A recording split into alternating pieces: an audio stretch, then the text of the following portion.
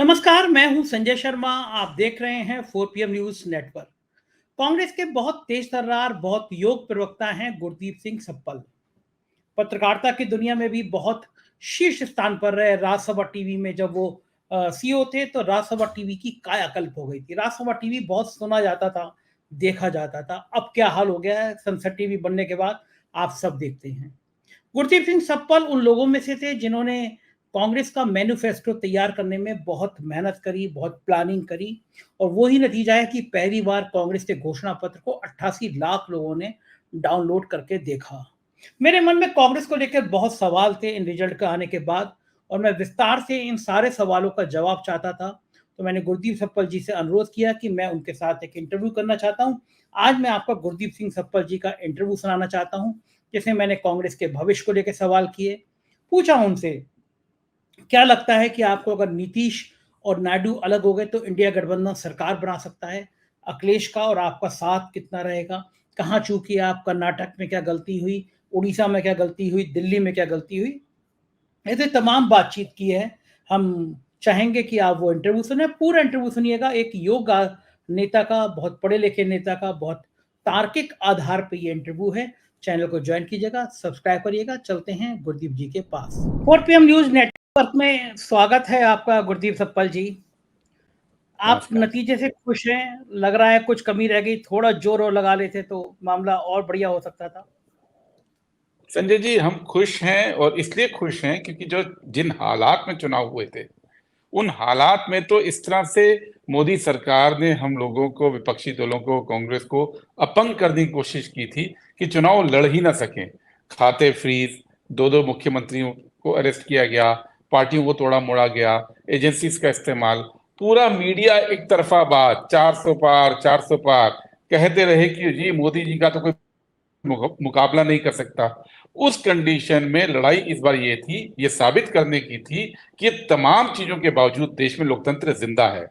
और जो चुनाव का नतीजा आया है संजय जी, उससे साबित हो गया कि इस देश में लोकतंत्र जिंदा है, जिंदा रहेगा, और अब आगे की लड़ाई के लिए हम लोग तैयार हैं। लेकिन आगे की लड़ाई तो और टफ होगी। 5 साल मोदी जी को रहना है, और 5 साल में वो आप लोगों को क्या हल करेंगे, आप लोग भी अच्छी तरह से जानते हैं। खाते आपके सीज पड़े हुए हैं। चुनाव पे तो पैसा इधर उधर इकट्ठा कर लिया होगा आपने, लेकिन 5 साल अभी और रोजी रोटी चलानी है। कैसे करेगी कांग्रेस? लोकतंत्र की जो लड़ाई थी ना, वो कभी भी आसान नहीं थी मोदी राज के अंदर। आने वाले समय में भी यह लड़ाई उतनी ही मुश्किल होगी, हम जानते हैं। लेकिन अब एक फर्क आ गया। जैसा कि पहले मैं कहता हूं कि मोदी जी ने हमारे हाथ पैर बांध के चुनावी समुद्र में डाल दिया था कि तैरो, और पूरा विपक्ष तैर गया। अब तो जनता ने हाथ पांव खोल दिए हैं। अब तो जनता ने इतना बल दे दिया है कि अब हम पूरे बल के साथ, पूरे मानसिक शक्ति के साथ अब हम मुकाबला कर सकते हैं। जो चीज नहीं थी, और जो इस चुनाव के अंदर चार पांच चीजें जो जो देश ने देख ली है। एक, कि मोदी जी अजय नहीं है, ये तो साबित हो गया। ये जो पूरा का पूरा भ्रम क्रिएट किया गया था कि नरेंद्र मोदी अजय है, इनविंसिबल है, वो खत्म हो गया। दूसरा, हम यहां तक पहुंचे हैं अपनी विचारधारा पे। हमने बीजेपी की विचारधारा से, आरएसएस की विचारधारा से कोई समझौता नहीं किया।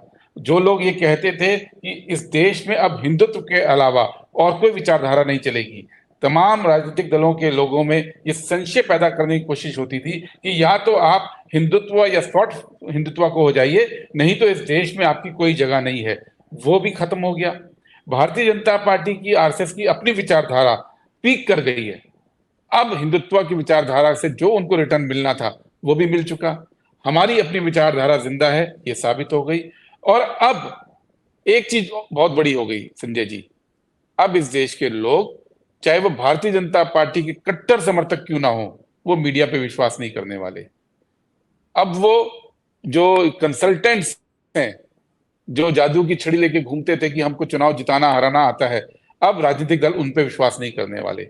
ये कुछ ऐसी चीजें हैं जो बदल गई हैं इस देश के अंदर। और जब ये चीजें बदल गई हैं तो आप यकीन मानिए कि आने वाली लड़ाई, मुश्किल कितनी भी हो, उसको लड़ना आसान होगा। ये बात तो ठीक है सप्पा साहब, आप खुद मीडिया इंडस्ट्री से जुड़े रहे हैं।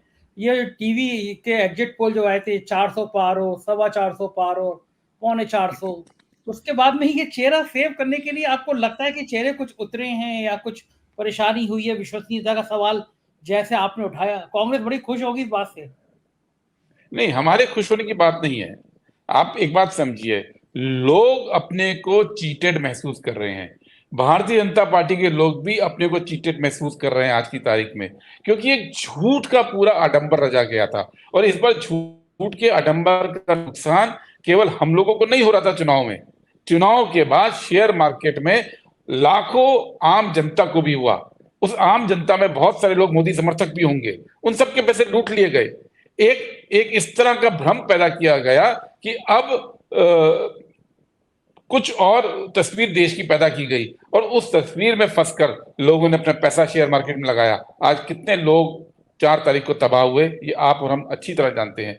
तो ये जो मीडिया का झूठा नैरेटिव है, वो केवल हमको नहीं असर कर रहा था एज अ पॉलिटिकल पार्टी, वो आम लोगों को भी कर रहा था। और आम लोगों को भी सिर्फ शेयर मार्केट तक नहीं है, अभी नीट का आप देख रहे हैं।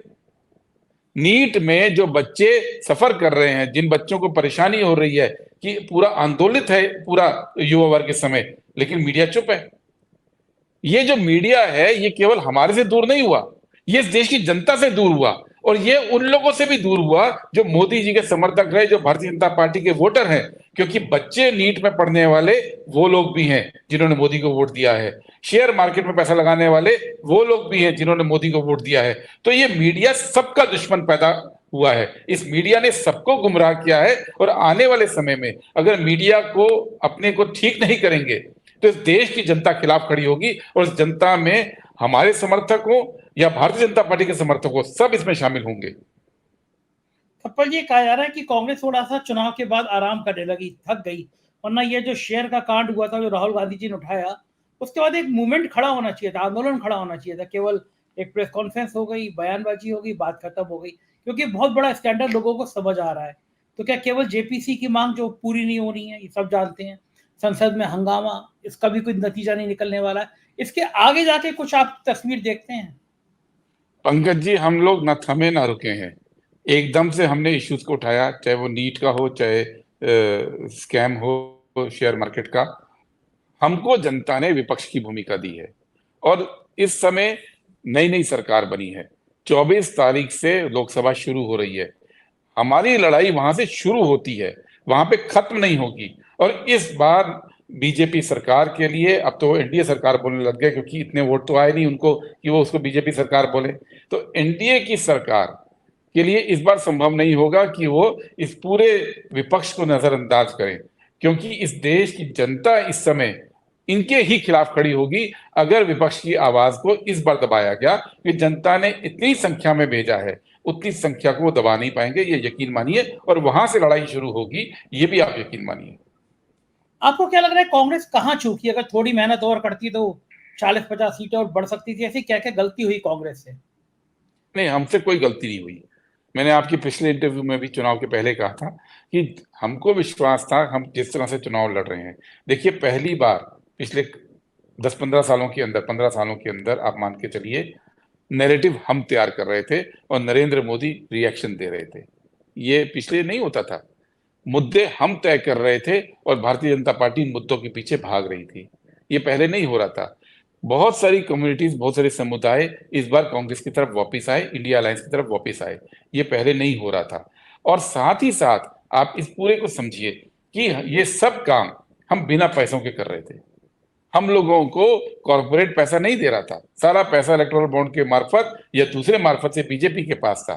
हमारे पास मीडिया नहीं था। अगर खड़गे जी, राहुल गांधी, प्रियंका गांधी, अखिलेश यादव, तेजस्वी यादव और उद्धव ठाकरे, शरद पवार, डीएमके स्टालिन, बहुत सारे नेता ऐसे हैं जो रोज के रोज प्रचार कर रहे थे, लेकिन अखबारों के अंदर, टीवी के अंदर उनकी एक हल्की सी झलक तो हमारे को फिर भी मिल जाती थी, राहुल जी को और खड़गे जी को। बाकियों की तो चर्चा भी नहीं टीवी में होती थी। अखबार के अंदर अगर हमारी एक खबर लगती थी 3 कॉलम की, तो नरेंद्र मोदी जी की 9 से 10 खबर लगती थी। बहुत सारे देशवासियों को तो पता ही नहीं चला कि उद्धव ठाकरे भी प्रचार कर रहे थे। ये पता ही नहीं चला कि इस देश के अंदर अखिलेश यादव भी प्रचार कर रहे थे। ये पता है, क्योंकि खबर ही नहीं आती थी, जो सोशल मीडिया से लोग पाते थे, और सोशल मीडिया हर व्यक्ति के पास नहीं है। तो ऐसी चुनौती में चुनाव लड़ा गया है, तो इसमें हमारी कमियां नहीं रही। आप ये देखिए कि पिछली बार कब आपको याद है कि कोई किसी पार्टी का मैनिफेस्टो मुद्दा बना हो? 88 लाख लोगों ने हमारा मैनिफेस्टो डाउनलोड कर किया है, 88 लाख। ये हमारी सफलताएं हैं। हमारी आप असफलताओं की बात करते हैं, हम असफलताएं नहीं गिर रहे हैं। और जी एक मिनट, इस 88 लाख को डाउनलोड किया, इसमें आपका योगदान नहीं है, इसमें मोदी जी का योगदान है। अगर मोदी जी आपके घोषणा पत्र की चर्चा नहीं करते तो आपका 1 लाख भी डाउनलोड नहीं होता। तो आप उनको थैंक यू कम से कम। चुनाव के अंदर हमने तो कई बार मोदी जी को धन्यवाद बोला कि मोदी जी, आप ना जाने कौन सा काल्पनिक मैनिफेस्टो पढ़ रहे थे, उस चक्कर में इस देश को उत्सुकता हुई कि कांग्रेस के मैनिफेस्टो में क्या है। लेकिन ये भी सच है संजय जी कि बीजेपी लेंस लेके माइक्रोस्कोप के नीचे हमारा मैनिफेस्टो पढ़ती रही। उन्हें एक चीज गलती नहीं मिली। जो बोल रहे थे वो तो झूठ था, वो तो मुस्लिम लीग, मुसलमान, वो सब तो छोड़ दीजिए, वो तो झूठ था। वास्तविकता में एक गलती, कोई एक गलत बात हमारे मैनिफेस्टो में नहीं पकड़ पाए।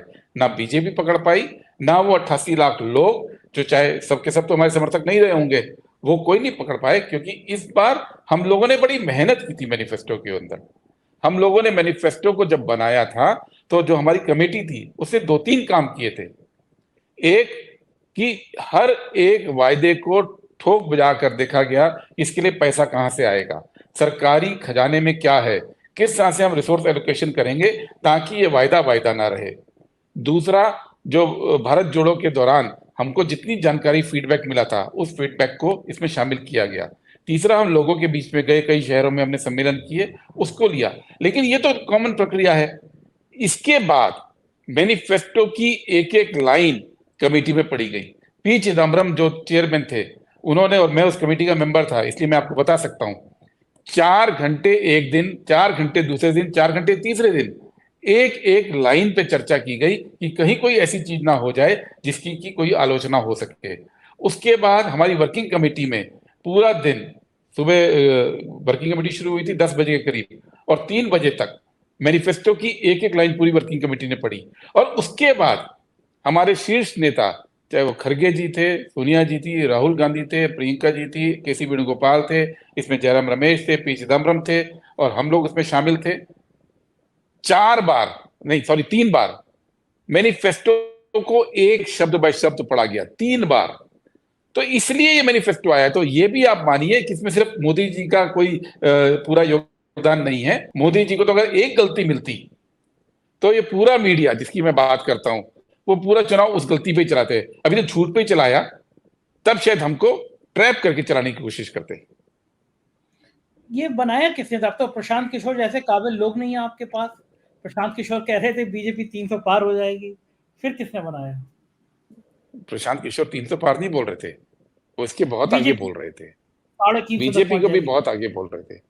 तो सवाल ये है, मैंने आपके अभी इंटरव्यू में शुरू में बोला, एक चीज जो इस देश में साबित हुई है कि जो पॉलिटिकल लोग हैं, जो जनता से जुड़े होते हैं, जो जनता से बात करते हैं, उनको भी इस आधुनिक दौर में राजनीतिक अभियान चलाना आता है।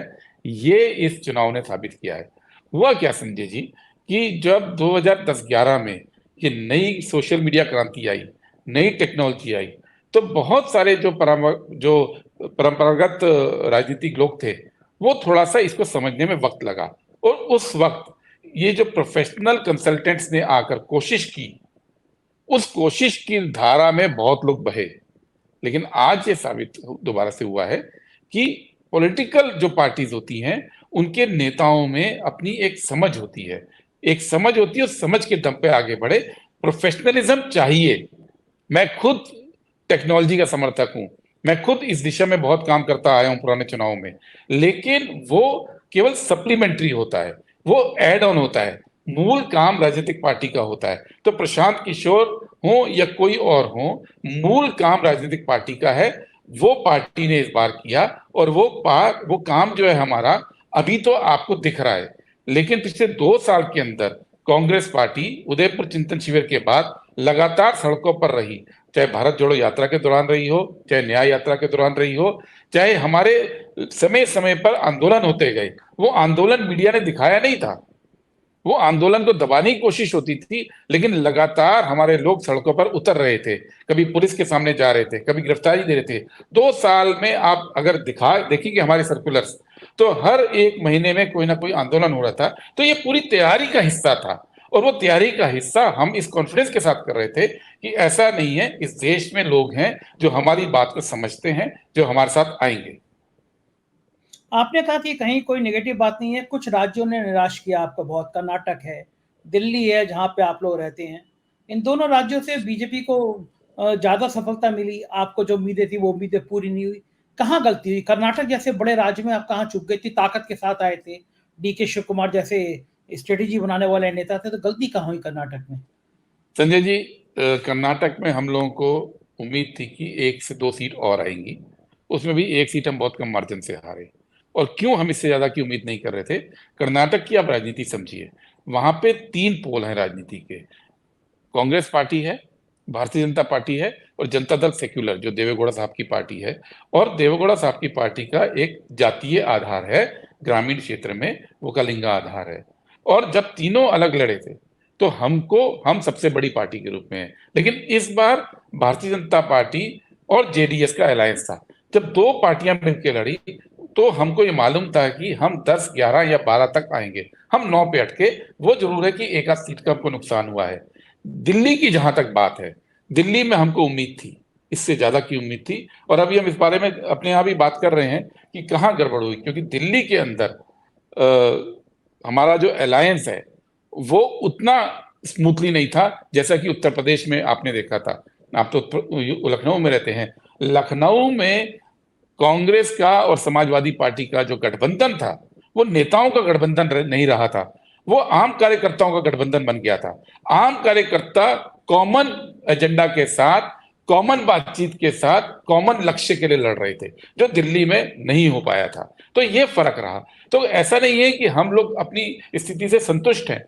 हम ये बात जानते हैं कि जनता ने देश को संदेश दे दिया है कि आप मेहनत कीजिए, आप संगठन बनाइए, आप सही राजनीति कीजिए, लोगों के मुद्दे उठाइए और एक वैकल्पिक राजनीतिक दिशा दीजिए, तो हम आपके साथ हैं। और मध्य प्रदेश हो, उड़ीसा हो, दिल्ली हो, हिमाचल हो, या एक आध स्टेट और है, इनमें अब हमको मेहनत करनी है। जैसे आप देखिए कि गुजरात के अंदर पिछले साल हम बहुत बुरी स्थिति में पहुंच गए थे। कोई ये मानने को तैयार नहीं था कि कांग्रेस पार्टी इस बार कैंडिडेट भी ढूंढ पाएगी। पत्रकार आप जैसे प्रोग्राम में भी आके बोलते थे कि इस बार तो गुजरात में कैंडिडेट भी नहीं मिलने वाले हैं। लेकिन गुजरात में इस बार हम 5 सीटों पे जबरदस्त चुनौती दिए और 1 सीट जीते। आज हम 14-19 के बाद पहली बार जीते। और 5 सीटों पे जो वोट पड़ा और पूरे गुजरात में जो वोट पड़ा, वो लगभग 15 से 20% हमको इजाफा हुआ विधानसभा से। क्योंकि कई सारी चीजें हमको अपने अंदर देखनी है। जब हम पूरे मनोयोग से काम करेंगे तो मैं आपको ये विश्वास दिलाता हूं कि जनता हमारे साथ आती है। मध्य प्रदेश में पूरा, आप भले ना माने, लेकिन कांग्रेस के ग्राउंड लेवल पे भी जो कार्यकर्ता है वो मान रहे हैं कि कमलनाथ जी के बस का नहीं। तो मान रहे थे कमलनाथ जी बीजेपी के पाले में गए थे, उनको मना कर दिया गया। ये बात जग जाहिर है, बीजेपी कांग्रेस का कोई नेतृत्व मानेगा नहीं। कब तक आप ऐसे लोगों पे भरोसा करते रहेंगे? यूथ या नए चेहरे जो हैं वो क्यों नहीं प्रयोग किए गए मध्य प्रदेश में? क्यों नहीं किए जा रहे, लाया क्यों नहीं जा रहा है? सिर्फ मध्य प्रदेश की बात नहीं है, बहुत सारे राज्यों में भारतीय जनता पार्टी को बहुत अच्छा वोट पड़ा है। मध्य प्रदेश हो, उत्तराखंड हो, दिल्ली हो, हिमाचल हो, इन सब स्टेट में 50% से ऊपर बीजेपी को वोट पड़ा है। और ये वोट इस बात का संकेत है कि कांग्रेस पार्टी को नए सिरे से नेतृत्व को उभारना पड़ेगा। ये इस बात का संकेत है कि वो जो हम सोशल इंजीनियरिंग की बात करते हैं वो हमको करना पड़ेगा। हमको अपने इश्यूज ले जाने पड़ेंगे। इन सभी राज्यों के अंदर मेहनत करके नए सिरे से सब कुछ सेट करना पड़ेगा। इसमें कोई दो राय नहीं है। मैं एक व्यक्ति या 2 व्यक्ति को ब्लेम देने की बात कभी नहीं करूंगा। सवाल यह है, एक प्रक्रिया चलती है, उस प्रक्रिया के चलते आज हम इन राज्यों में खराब स्थिति में पहुंच गए हैं। तो ये कलेक्टिवली ही अब इसको ठीक करने का रास्ता है। इसमें किसी को सिंगल आउट करके आप ठीक नहीं कर सकते हैं, क्योंकि एक व्यक्ति को, किसी एक को जिम्मेदार बनाना मतलब है कि हम अपने पूर्ण मूल्यांकन नहीं कर रहे हैं। हमको अपना पूरा मूल्यांकन करना पड़ेगा। हमको ये भी देखना पड़ेगा कि मध्य प्रदेश के अंदर कुछ सीटें ऐसी हैं जहां हम बहुत कम मार्जिन से हारे हैं। हम ग्वालियर बहुत कम मार्जिन से हारे, हम मुरैना बहुत कम मार्जिन से हारे, हम भिंड बहुत कम मार्जिन से हारे हैं। तो वहां पे क्या ठीक हुआ? और जहां पे हम 4 लाख, 5 लाख, 6 लाख और शिवराज सिंह चौहान के मामले में 8 लाख से आ रहे हैं, वहां पे क्या गलत हुआ? तो ये समग्र रूप से हमको एनालिसिस करना है। उस दिन वर्किंग कमेटी में कांग्रेस अध्यक्ष खड़गे जी ने इस बात को बोला भी है कि आने वाले कुछ हफ्तों में हम लोग इस रिव्यू को शुरू करने जा रहे हैं कि एक एक मुद्दे को उठाकर, उसमें संगठन का मुद्दा भी है, उसमें नए लोगों को आगे बढ़ाने का मुद्दा भी है, उसमें 5 साल वेट किए बगैर अभी से जमीन पे काम करने का इशू भी है, और किन मुद्दों को हम उठाएंगे, ये तमाम तैयारी अब कांग्रेस पार्टी को करनी पड़ेगी। अब ये तैयारी करना आसान है क्योंकि हमारे ऊपर जो प्रश्न चिन्ह लगते थे देश के अंदर, और प्रश्न चिन्ह कई बार ऐतिहासिक कारण से लगते थे, और कई बार जो गलत नैरेटिव बना गया था इस देश के अंदर, ये शुरू हुआ था अन्ना मूवमेंट से और ये खत्म हुआ है इस साल के एग्जिट पोल तक। तो अन्ना मूवमेंट से एग्जिट पोल के बीच में जो मीडिया ने एक फॉल्स नैरेटिव, एक झूठा नैरेटिव तैयार करके हमारे ऊपर जो प्रश्न चिन्ह लगाए थे, वो अब हट गए हैं। तो अब इन राज्यों में काम करना ये हम लोगों की एज अ पार्टी जिम्मेदारी है। यूपी में आपको उम्मीद से ज्यादा बेहतर नतीजे मिले और आप खुद कह रहे हैं कि दोनों पार्टी के कार्यकर्ताओं में भी गठबंधन का बड़ा अच्छा रिस्पांस था। तो ये दोस्ती 2024 तक के लिए थी या ये दोस्ती 2027 विधानसभा चुनाव तक चलेगी? देखिए, यूपी के अंदर जब मैं आपसे मिला था 1 महीना पहले, 15 तारीख को मिला था पिछले महीने के, उस वक्त तक हमारी अपेक्षाएं कम थी, आपकी भी कम थी। उसके बाद वो चुनाव बढ़ता गया क्योंकि मुद्दे डिफाइन होते गए। उसके बाद लोगों को लगने लगा कि जो जमीन पर है और जो मीडिया में दिख रहा है और जो मोदी जी के भाषण में है, वो उसमें जमीन आसमान का अंतर है। तो उसका फायदा हमको भी मिला और समाजवादी पार्टी को भी मिला। हमें 7 सीट मिली है और हम 2-3 सीट आराम से और जीत सकते थे। ऐसा नहीं है, बहुत कम मार्जिन रहा, आप जानते हैं। और ये जो केमिस्ट्री पैदा हुई है, ये केवल वन ऑफ इवेंट नहीं है कि एक चुनाव के लिए केमिस्ट्री हुई और चल दिए। अभी तो जैसा आपने कहा, हमको कोई उम्मीद नहीं है कि मोदी सरकार अपना रास्ते को ठीक करेगी। और अगर मोदी सरकार इसी तरह से डिक्टेटोरियल रहेगी, तानाशाही रवैया रखेगी, संविधान के साथ खिलवाड़ की अपनी कोशिश जारी रखेगी, तो ये जो दबाव नीचे से जनरेट हुआ है संजय जी, वो दबाव हमको पॉजिटिव राजनीति के रास्ते पर रखेगा। और इसीलिए जो वर्किंग कमेटी की मीटिंग हुई है अभी इस हफ्ते, उसमें कांग्रेस अध्यक्ष ने अपने भाषण में इस बात को बोला है कि हम जिन पार्टियों को साथ लेके चले हैं, अभी उन सब के साथ इकट्ठा चलने का वक्त है। ये वक्त है कि हम सब मिलकर इंडिया अलायंस के, केवल यूपी के अंदर नहीं और जगहों पे भी इंडिया अलायंस मिलकर नैरेटिव तय करेगा, मिलकर काम करेगा, क्योंकि चुनौती खत्म नहीं हुई है। अभी केवल एक चीज हुई है कि मोदी जी का जो अहंकार है और मोदी जी के जो अजय मोदी, जिसको वो कहने लगे थे कि तो बायोलॉजिकल भी नहीं हूं, मैं तो ईश्वर का अवतार हूं, वो स्थिति खत्म हुई है। लेकिन जमीन पर अभी भी संघर्ष बाकी है।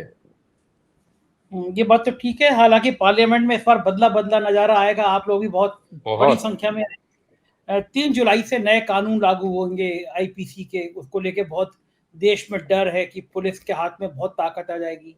यूट्यूबर्स के भी मन में भी है कि कई क्या क्या पॉलिसी आएगी, क्योंकि हमने देखा था एएनआई की स्मिता प्रकाश जी का एक वीडियो वायरल हो रहा है उसमें वो कह रही हैं कि इन यूट्यूबर्स को तो कांग्रेस ने प्रमोट किया, आप लोगों ने तो कभी प्रमोट भी नहीं किया, काश कर ही देते, कम से कम आरोप सही होते। लेकिन उनकी ये पीड़ा है कि हम लोगों के पास इतने व्यू कहाँ से आ जा रहे हैं। राइट विंग के पास वो नाम लेती हैं जहरीले एक चैनल का जो हमेशा जहर उगलता रहता है कि वो 28 में 30वें नंबर पर है और सब लेफ्टिस्ट विंग के। हालांकि हम लोग किसी विंग के नहीं है। जब आपकी आ जाएगी तो आपका विरोध करते तय करके बैठे थे कि आप सरकार में आएंगे तो आपको भी ऐसी आईना दिखाएंगे। लेकिन ये जो अब स्ट्रेटेजी होगी सरकार को लग गया कि मेन स्ट्रीम मीडिया जो कहती है वो तो काबू में है। पूरे चुनाव में ये बात तो सही है कि बहुत बड़ा माहौल बनाया विपक्ष का, वो सोशल मीडिया यूट्यूबर्स ने और फेसबुक ने, इंस्टाग्राम में इन लोगों ने बनाया और सही बात कहते रहे, ये लोग जनता की बात पहुंचाते रहे।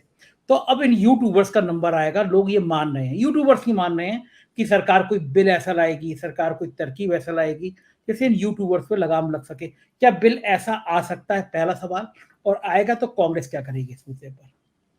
देखिए, बिल आ सकता है नहीं, आप जानते हैं बिल आ चुका है, पिछली गवर्नमेंट में पास भी हुआ है।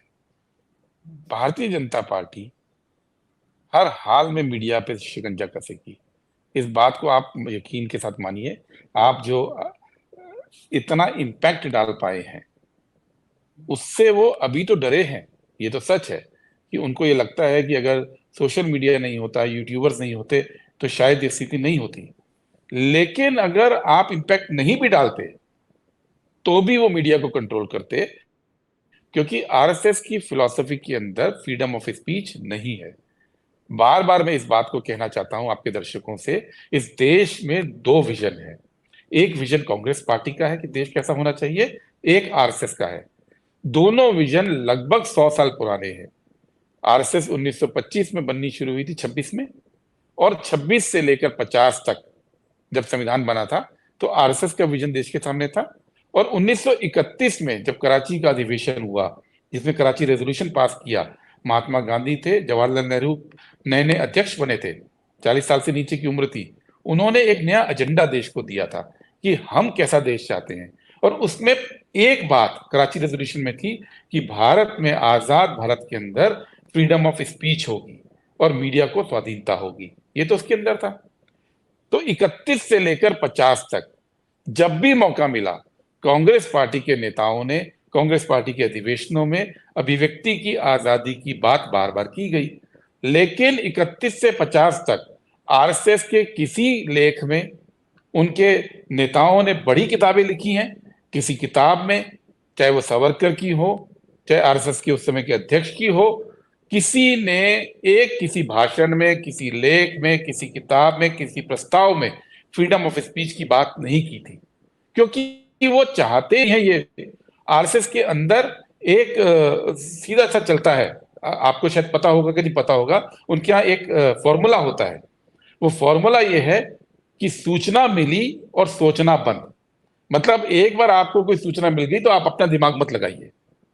कांग्रेस की फिलॉसफी उल्टा कहती है कि अगर आपको कोई भी सूचना मिले तो आप अपने विवेक का इस्तेमाल कीजिए, अपने दिमाग का इस्तेमाल कीजिए। और चूंकि हम दिमाग का इस्तेमाल करने का आह्वान करते हैं, तो हम वो स्ट्रक्चर चाहते हैं जिसमें लोगों को सही सूचना पहुंचे। और चूंकि वो लोग ये कहते हैं कि सोचना बंद, तो वो सूचना आपको कभी नहीं बहने देंगे फ्रीली। तो आप ये मान के चलिए कि ये संघर्ष केवल यूट्यूबर्स का नहीं है, ये संघर्ष संजय जी का नहीं है, ये संघर्ष उन लोगों का है जो ये मानते हैं कि देश के अंदर सोचने की, कहने की आजादी होनी चाहिए।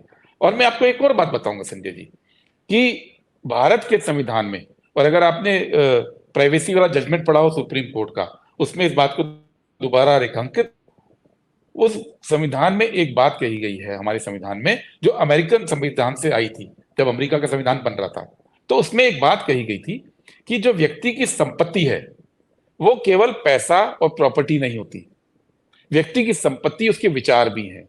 और उस समय डिबेट हुई थी यूएस के अंदर 200 साल पहले कि अगर आप किसी व्यक्ति को उसके सारे संपत्ति पर अधिकार दे दीजिए और विचारों का अधिकार छीन लीजिए, तो बहुत सारे लोग खुशी से जी नहीं पाएंगे, क्योंकि विचार भी उतनी ही बड़ी संपत्ति है जितनी बड़ी मेरा घर, मेरी गाड़ी, मेरा पैसा है।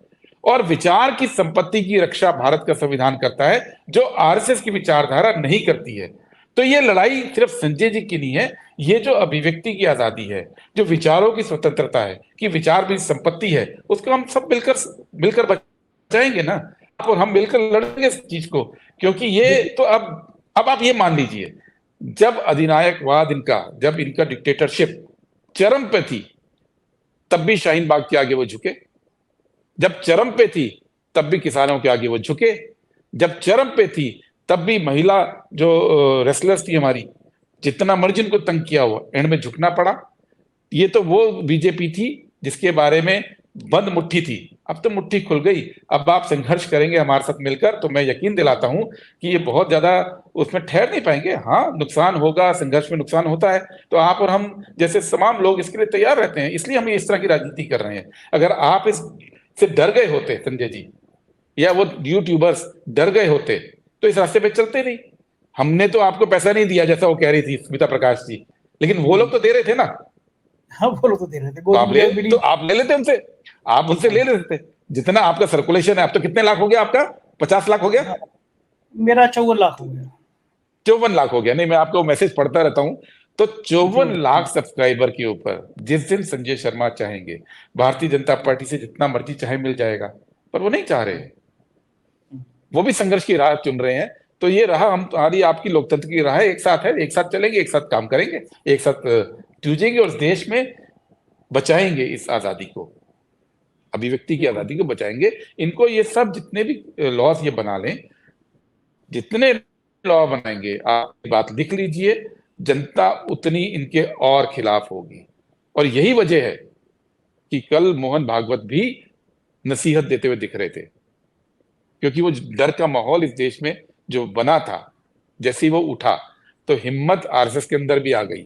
अब उन्होंने कल कुछ ऐसी बातें बोली हैं जो स्पष्ट रूप से बिना नाम लिए मोदी जी के लिए कही गई हैं। तो ये जो लड़ाई है ना, ये लड़ाई में बहुत सारे आपके साथी कहां से आपको मिलेंगे, अभी देखते जाइए।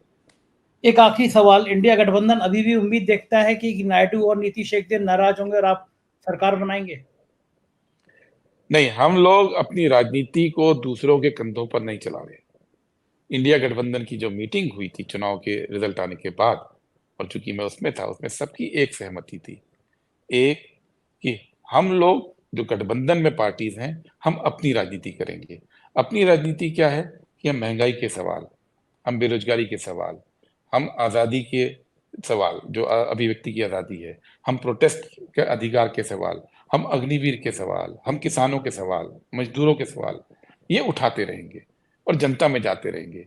हम भारतीय जनता पार्टी गलती करे और उसके गलती के चलते, जिसको कहते हैं ना बिल्ली के भाग से छीका टूटे, तो उसकी इंतजार में नहीं रहेंगे। हमको जनता के बीच जाकर अपनी बात करनी है और जनता के मुद्दे उठाने हैं। राजनीति हमारी और ये जो जनादेश मिला है वो हमसे यही डिमांड करता है। तो हम इस इंतजार में नहीं बैठेंगे, हम जनता के साथ जाएंगे और आने वाले जो स्टेट के चुनाव होने जा रहे हैं राज्यों के, उसको जीतने के लिए हमारा लक्ष्य है, क्योंकि एक एक करके राज्यों को हम जीतेंगे और जीतते जाएंगे तो भारतीय जनता पार्टी कमजोर होती जाएगी। यही सच्चाई है। बहुत बहुत शुक्रिया गुरदीप जी, आपने इतना समय दिया, आभार, थैंक यू। ये थे गुरदीप सिंह सप्पल और उन्होंने विस्तार के साथ कांग्रेस की रणनीतियों पर बात करी। आप स्वीकार करेंगे कि एक पढ़े लिखे शालीन नेता जैसे होते हैं गुरदीप सिंह सप्पल, तर्कों के साथ मेन स्ट्रीम टीवी चैनल पे भी आप उनको इसी तरह सुनते होंगे। मेरे को बड़ा क्यूरियोसिटी रहेगी कि आप मुझे बताएं कि इंटरव्यू कैसा लगा। चैनल को ज्वाइन करें, सब्सक्राइब करें। शुक्रिया, थैंक यू।